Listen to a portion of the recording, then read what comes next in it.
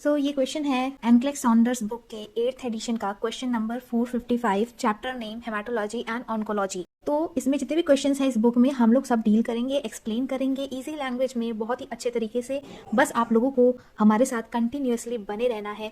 इसके लिए आप हमारे चैनल को सब्सक्राइब कर लीजिए और हमारी वीडियोस को लाइक कर लीजिए ताकि ये उन लोगों तक भी पहुंचे जिनको इन वीडियोस की सबसे ज्यादा नीड है। क्वेश्चन नंबर 455 ये कह रहा है, the nurse is conducting a history and monitoring laboratory values on a client with multiple myeloma. What assessment finding should the nurse expect to note? Select all that apply. तो question में ये बोल रहा है कि नर्स एक client की laboratory values को मॉनिटर कर रही थी। उस पेशेंट को मल्टीपल माइलोमा नाम की डिजीज थी। तो इनमें से कौन सी फाइंडिंग ऐसी रहेगी जिसको नर्स स्पेसिफिकली नोट करेगी? तो इनमें से कौन सी फाइंडिंग एक मल्टीपल माइलोमा वाले पेशेंट्स में रहेगी? तो ये सिलेक्ट ऑल दैट अप्लाई का क्वेश्चन है, तो इसमें मल्टीपल आंसर सही है। पहले हम लोग थोड़ा सा रिव्यू लेंगे मल्टीपल माइलोमा का। इससे पहले वाली वीडियोस में भी हमने मल्टीपल माइलोमा के बारे में समझा रखा है। तो मल्टीपल माइलोमा क्या होता है? मल्टीपल माइलोमा प्लाज्मा सेल की मैलिग्नेंसी होती है, और ये जो मैलिग्नेंसी है, ये जो ट्यूमर है वो बोन के अंदर एंटर करने लगती है, जिसके कारण जैसे कि ये है हमारा बोन, इसके अंदर बन गए ये ट्यूमर्स। अब बोन किससे बना होता है? कैल्शियम से मिलकर बना होता है। और जब बोन्स के अंदर ट्यूमर बन के बड़े होने लगे, फैलने लगे, तो बोन के अंदर जो कैल्शियम डिपॉजिट था वो बाहर आने लगा, और बाहर आके कहाँ जाने लगा? तो ब्लड स्ट्रीम में एंटर करने लगा। ब्लड स्ट्रीम में ये कैल्शियम आने के बाद हम लोग क्या कह सकते हैं कि उस पेशेंट में हाइपर कैल्सीमिया होने लगेगा, क्योंकि कैल्शियम का लेवल ज्यादा हो रहा है ब्लड में। अब यही जो कैल्शियम है, ये कैल्शियम क्या करेगा? तो ये किडनीज को अफेक्ट करेगा और किडनीज में जाके ये स्टोन का फॉर्मेशन कर लेगा। इसके कारण क्या होता है कि क्रॉनिक रीनल फेलियर होने की पूरी संभावना बनने लगती है। और अगर क्रोनिक रीनल फेलियर हुआ तो किडनीज जो होगा वो सीरम क्रिएटिनिन को एक्सक्रीट नहीं कर पाएगा, और अगर ये एक्सक्रीट नहीं हुआ तो इसका लेवल बढ़ेगा कि नहीं बढ़ेगा? तो क्या अब हम ये कह सकते हैं कि जिस पेशेंट को मल्टीपल माइलोमा है उस पेशेंट में सीरम क्रिएटिनिन का लेवल ज्यादा रहेगा? यस और नो?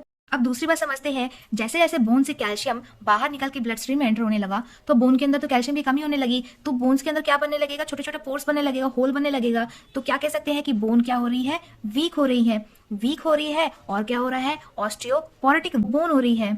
जो बोन है वो ऑस्टियोपोरोटिक हो रही है, मतलब उसके अंदर पोर्स बन रहे हैं। और ऑस्टियोपोरोटिक बोन होने के कारण क्या हो सकता है? इस पेशेंट में पैथोलॉजिकल फ्रैक्चर होने की संभावना बढ़ रही है। तो पैथोलॉजिकल फ्रैक्चर हम लोग किस कंडीशन में कह सकते हैं?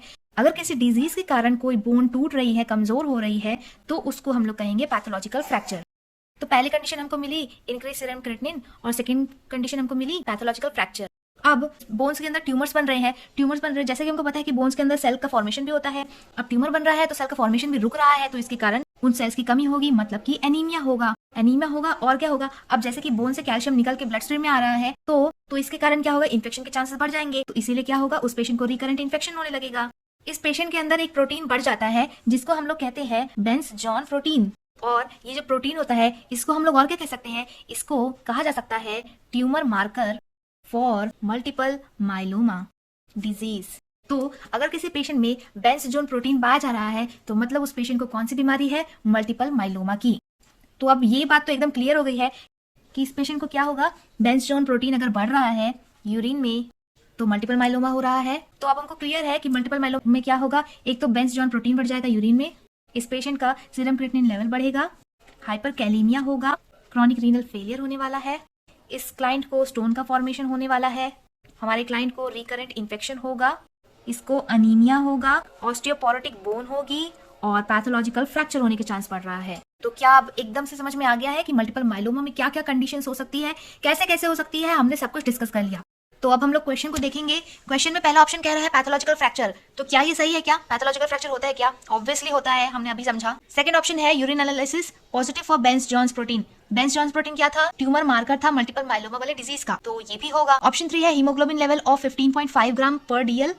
तो हीमोग्लोबिन के लेवल भी नॉर्मल है, कोई खास फाइंडिंग इंडिकेट नहीं कर रहा है ये। ऑप्शन 4 है कैल्शियम लेवल ऑफ 8.6 mg पर डीएल। तो कैल्शियम का लेवल तो नॉर्मली दिया गया है, कोई एलिवेशन इसमें नहीं दिखाई दे रहा हमको। ऑप्शन 5 दिया है serum creatinine level of 2.0 mg पर डीएल। क्या ये ऑप्शन करेक्ट है या incorrect?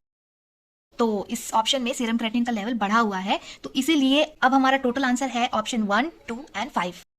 These are the correct options in this question. So अब हमने तो बताया नहीं आपको इसका आंसर, आप लोगों ने खुद ही निकाला है। तो अब आप लोग अपना फीडबैक जरूर देना कमेंट में, आपको समझ में आया नहीं आया, आपने आंसर निकाला कैसे निकाला, जो भी आपको पता चल रहा है आप हमें कमेंट में बताइए। और इस वीडियो को शेयर करिए, लाइक करिए, हमारे चैनल को ग्रो करवाइए ताकि और ऐसे वीडियोस हम लोग आप तक लाते रहे। Thank you so much for watching.